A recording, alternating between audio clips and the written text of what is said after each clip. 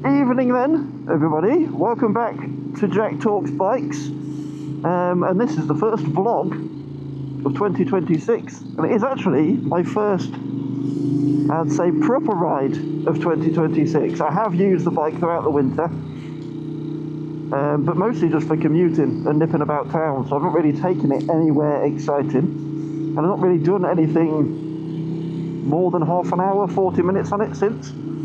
So this is the first vlog of 2026 on my first ride of the bike properly in a little while, and the point of this video is that very reason. This is the first ride of my bike that I've had in a little while over the winter. I've not really used it too much, and as a result of that I wanted to go through what I was feeling whilst riding the bike, the things that I feel most rusty on, the things that I think are going to catch a lot of riders who aren't that seasoned, who don't ride across the winter, who store their bike, the sort of things that we need to look out for just to get our eye back in, and the sort of things that I feel maybe not riding the bike so much has made me less good at.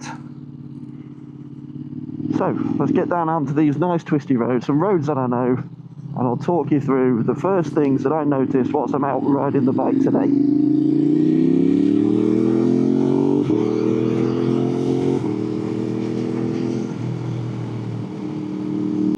I just wanted to film this little like insert bit here. I've just finished yapping on about the things I've noticed whilst I'm out on the ride. I've just filmed that section of the video, but then I've got inside my own head, and I just want to caveat the video, so we're filming now after the fact.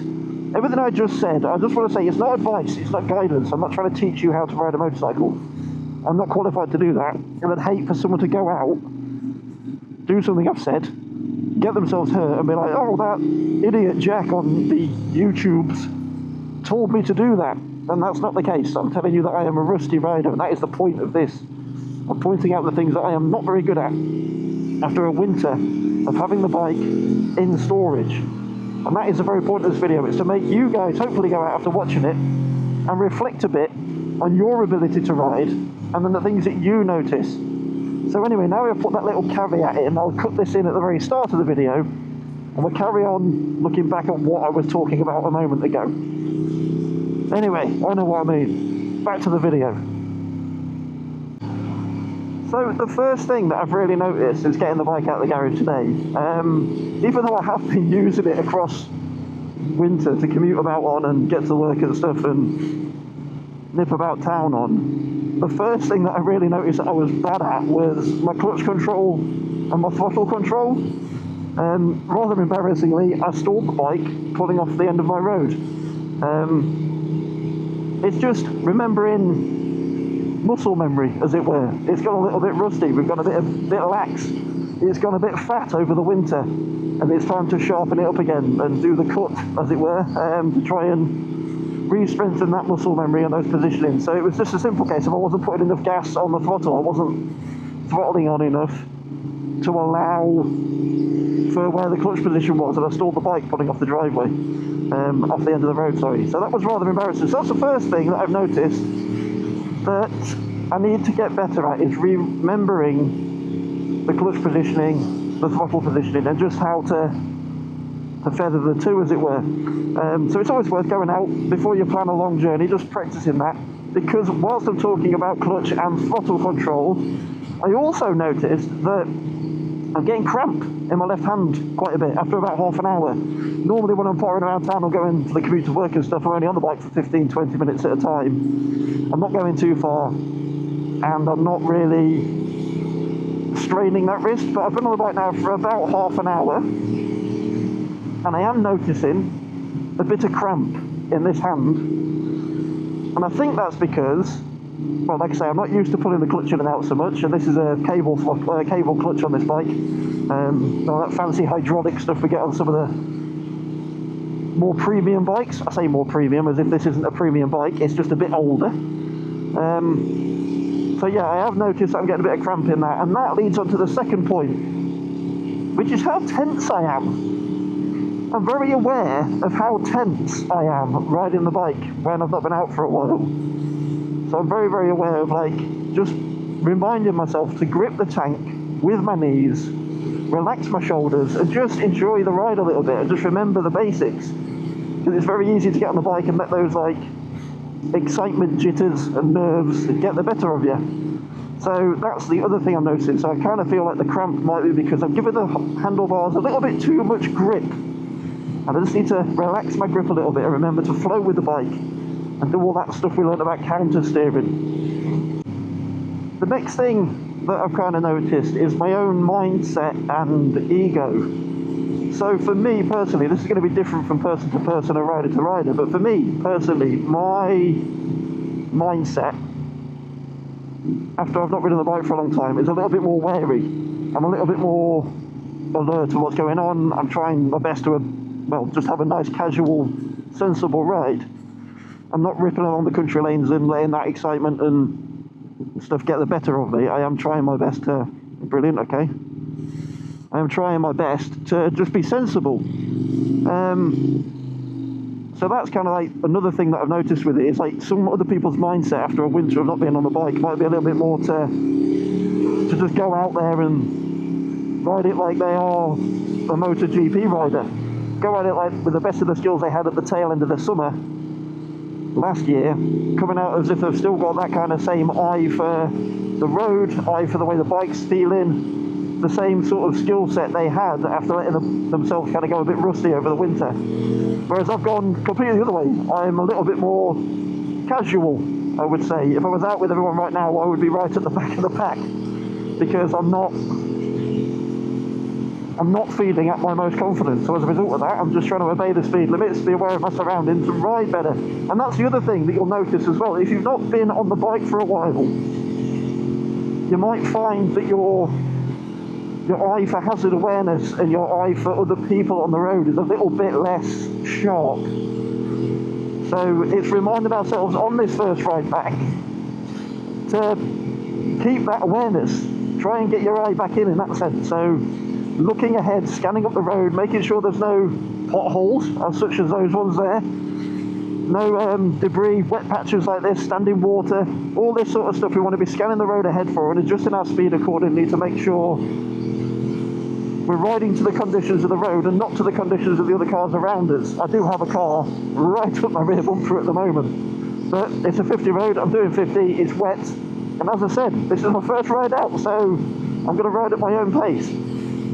So that's the other thing I've kind of noticed with it, is that I want to make sure that I'm getting my eye back in before peak summer and make sure that I'm as alert as I can be and practiced as I can be with scanning the road, looking for those hazards and making sure that I am riding my own ride defensively as I can, while still having fun and allowing myself to take those opportunities where it is safe to ride at the speed limit officer.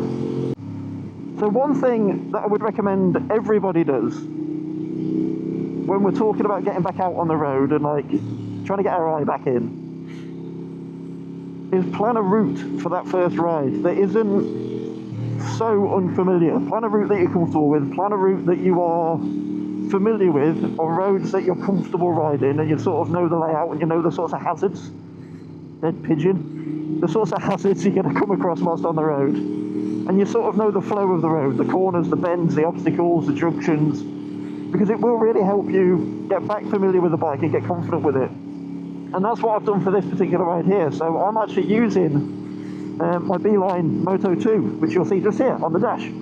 This little bad boy is absolutely great for this sort of stuff. Just for fun little blasts out and fun little rides on roads you might be familiar with, take you on some new roads, take you on some new adventures.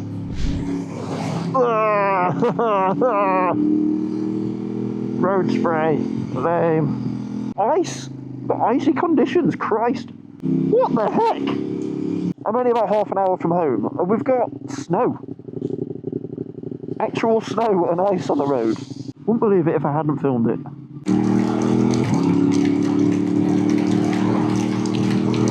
Just go home.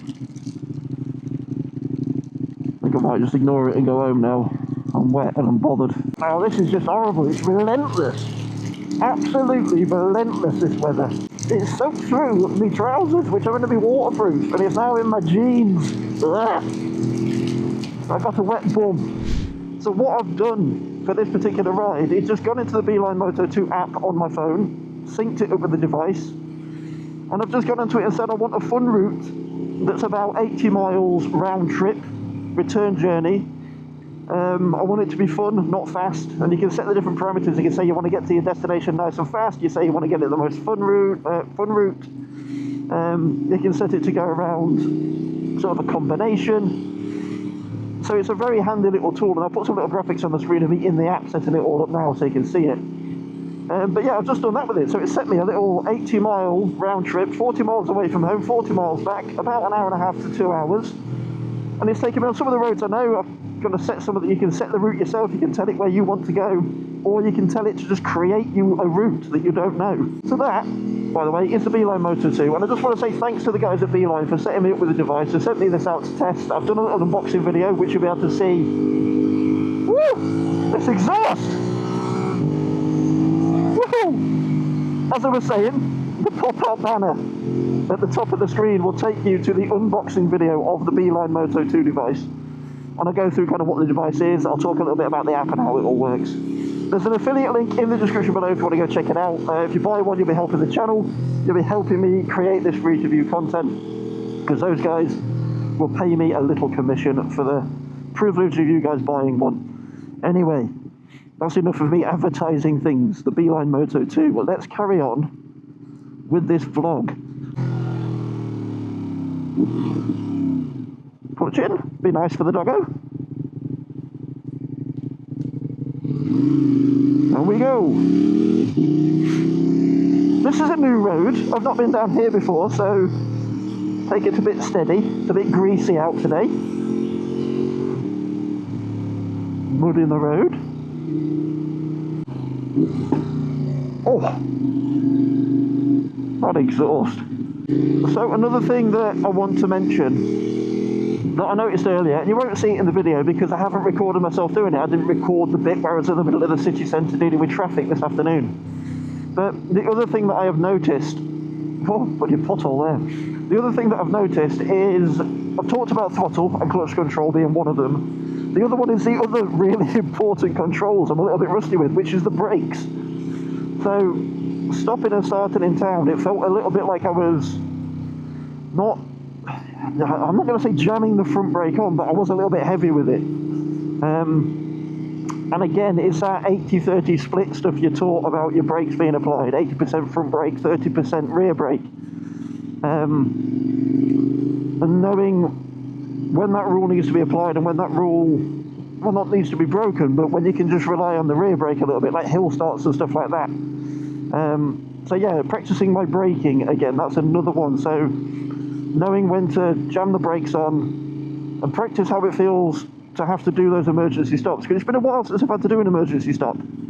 So that's something else I'd recommend you all do. Don't be scared to like think what people might think of you if they see a fully grown adult on a non-learner bike tazzing around a car park somewhere practicing their manoeuvres and skills again. It's something that I definitely want to get myself some time penned in for. I want to find an empty car park and practice my emergency stops and manoeuvres again before full summer hits. Because you never know, if you practice it, you might end up needing it. Let's hope you don't, but if you practice it and practice it and practice it, and you can nail it on, look at this, gravel, Christ. Yeah, if you practice it enough and you get really good at it, then it could end up saving your life, couldn't it? So again, that's something else that I've noticed whilst out on the bike. I'm not going to say I'm a danger to myself and others, but I don't think I'm as sharp as I was last summer. And this is a great example of the other thing that I have noticed. Lane positioning. So this is quite a horrible, twisty, bendy, blind spot road, so we've got to take it steady. But it's all about my lane positioning. One thing that I'm very aware of is my lane positioning now I'm back on the bike. So we're told when we're out riding and we're doing our rider training, you want, that exhaust is great. You want to be in lane position 1, then lane position 2. So you got lane position 1, which is turning the right hand side of the lane, lane position 2, centre lane, lane position 3 to the left hand side of the lane. And that's all well and good when you're in town and the roads are quite wide, and you can see around all the corners, and there's pedestrians and other cars around, and things are quite clear. But when you're on a twisty back country road like that, and you're trying to like ride around a blind bend, you don't really want to be in position 2 in the centre of your half of the lane, because what if someone comes flying around the corner on your side of the road?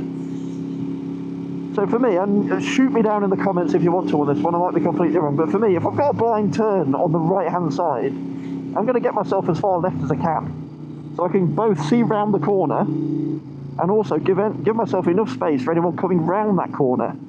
And then on the left hand is a little bit more tricky, because really you want to be getting yourself more central to see round the bend and see what hazards might be around there. But for me, I will alternatively just slow down, roll off the throttle a bit, make sure I'm covering the brake, and then sit left a little bit to make sure I can see round the corner. I'm ready to stop and if I need to.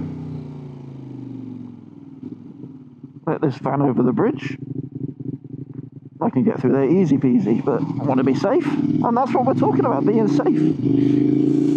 Yeah, so I'll tend to stick more towards position 3 when I can't see around the corners, which is probably the complete wrong thing to do. So again, I need to brush up on my lane positioning to make sure that I'm riding defensively, make sure that I'm using my lane and not being terrified of what might come. But this is a prime example. Like, I don't want to be out here whilst going around this corner, because what if there's a tractor or something coming around the bend? Now ideally you would be out there so you can peer around the corner and look around it, but ultimately I'd rather just go a bit slower around the corner and get round it without hitting something head on. So that is the other thing that I have noticed whilst out on the bike.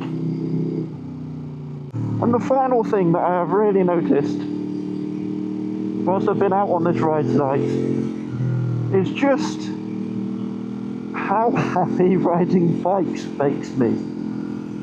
Like, it's a weird feeling. We all know it. Anyone who rides a bike and anyone who's talked about riding bikes to anyone who hasn't ridden bikes, we all say the same thing. The feeling you get riding a bike is like nothing else. Absolutely nothing else. It's just, I don't know. It's really hard to explain. It's very relaxing. It's very peaceful. And it's just you, the machine, and the road ahead of you. And it's not like a car. You get car enthusiasts. I was a car enthusiast for absolutely years. Like, I've had nice cars. I've had crap cars that I think are nice. And I get cars. I do understand the passion and the enthusiasm for people who drive cars and own nice cars and the car community. I do understand them.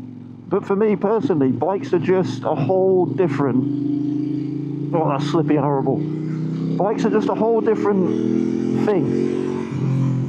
I'm sure most of you would have seen the videos on Instagram and stuff from people talking about riding bikes and how it feels just completely different to anything else I've done. When you're on your bike, you're feeling the weather. You're not boxed away from it and cocooned away from it in the car. You feel the cold, you feel the wet, you feel every lump and bump.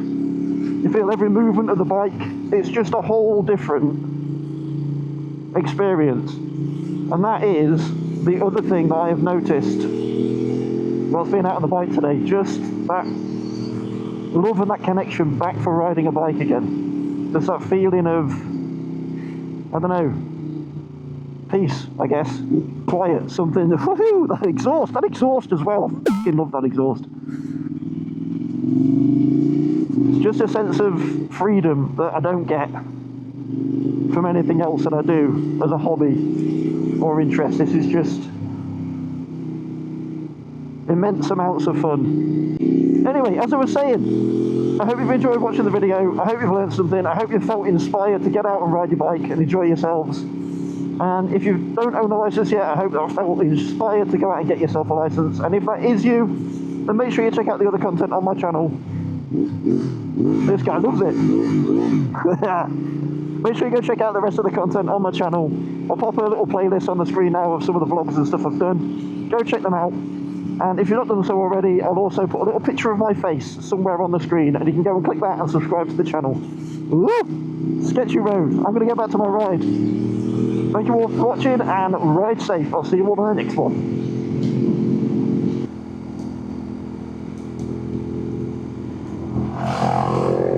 Done it.